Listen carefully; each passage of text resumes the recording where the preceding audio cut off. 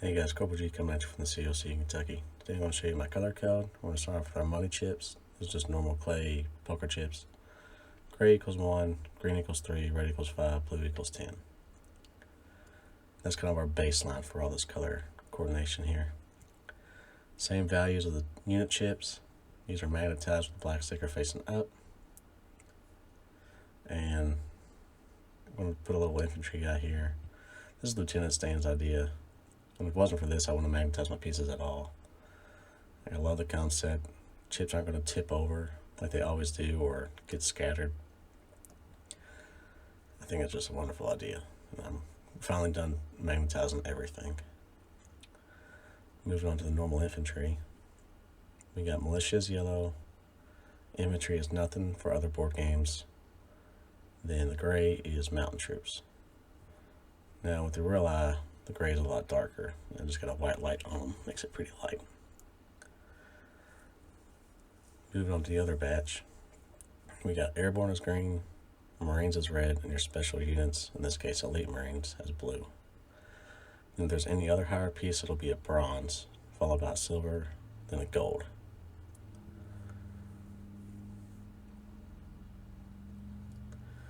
In our artillery class, I kind of grouped these together.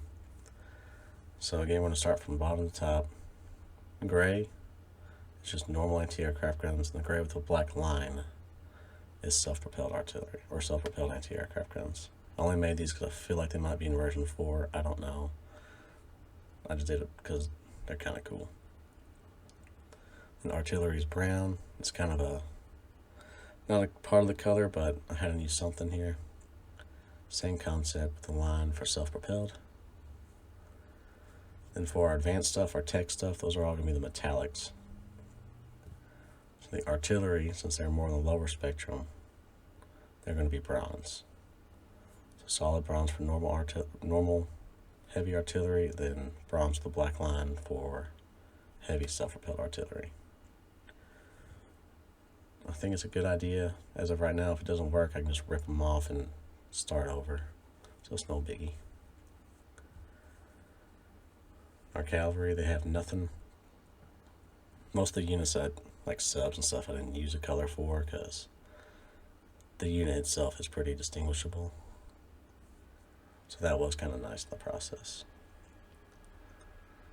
Moving on to our armored cars and our mobilized infantry. I kind of put these guys together. It kind of makes sense to me.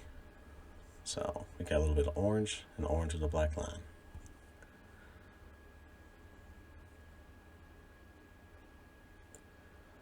In our mechs, I had just to take a big old guess on that one. So we used black. Was my favorite, but our advanced mech, also another tech weapon, that's going to be silver. And you can probably guess what gold is from this point on. But right now we can probably figure out a different color. If you guys have any good ideas, just let me know.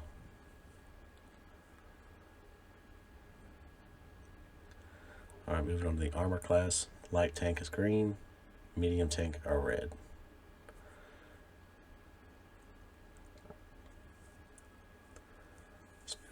Just moving from bottom to top here again.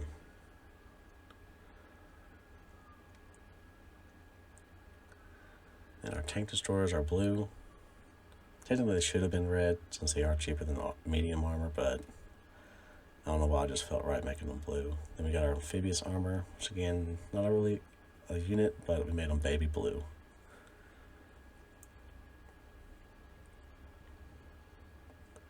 And here's our heavy tanks. You guys probably guessed it, gold. And I just realized it did not even decal these guys, so whoops. But they're still playable, and everyone knows who they are.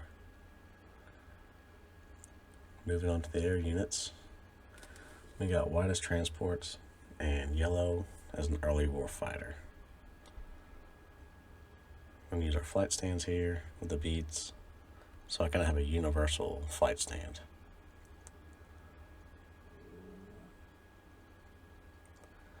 Moving on to fighters. They're going to be gray. And from here on, it's still going to be the gray, green, red, blue. Since the fighters are more cheaper, they're going to be gray.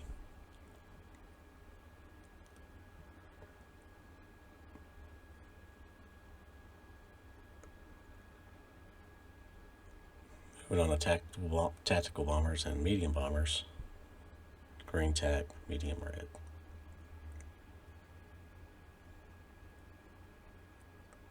I kind of like the bead system idea. It's not my favorite, but it's going to work for that universal idea.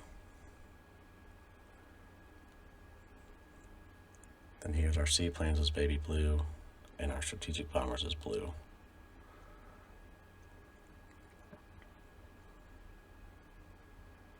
When it's easier, just take those beads off and put it on, you know what I mean?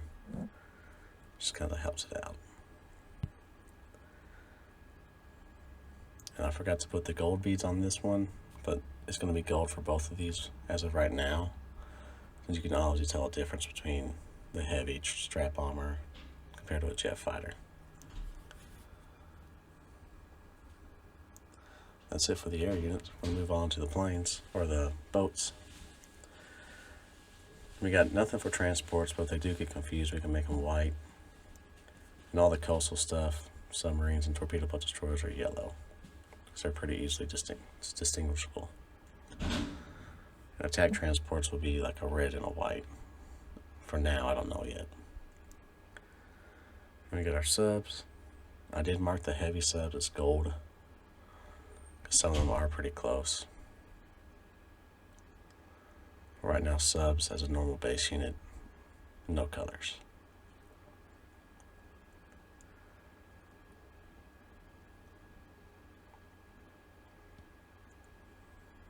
Then our destroyers are gray. And here's where we're getting back to that 1, 3, 5, 10 ideology.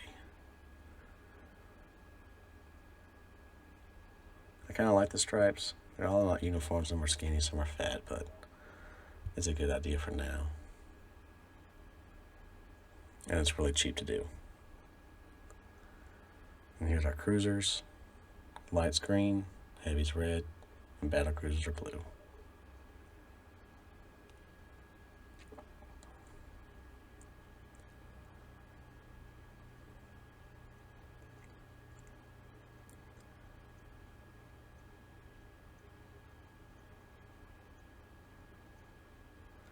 Aircraft carriers don't have a color yet, but there's some heavy carriers that do have a gold to them. But the escort carriers are pretty easy to distinguish from the fleet carriers, so they're not going to have any colors. Moving on to the other capital ships, the battleships. Here's where the metallics come into play. We got bronze as a battleship, silver as fast, gold as heavy. And that's it for the boats. And here's some special units that I have from Historical Board Game, but you can kind of expand onto this idea. So we got 6 light tanks here. With the blue line, that's a light tank destroyer. And these other light tanks, I forgot what they are. They're from the America board game. I put a gold on there, so they're more like a special light tank, kind of more of an idea. And here's our unit trays that I just made out of styrofoam and construction paper. It's a temporary thing. It's really easy to rip out those separators and glue in another section. So when I do make wood ones, I got an idea of how to do it. Kind of just hold everything in place and nice and neat. And they are a little hard to get out, so I might make the newer drawers, if I ever do, a little bit bigger. As you can see, those extra slots are for more special units.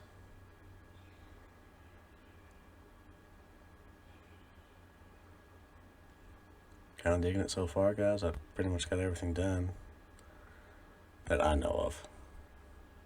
I just gotta get that board game table put up. Just need to make some room for it. But can't wait to play again.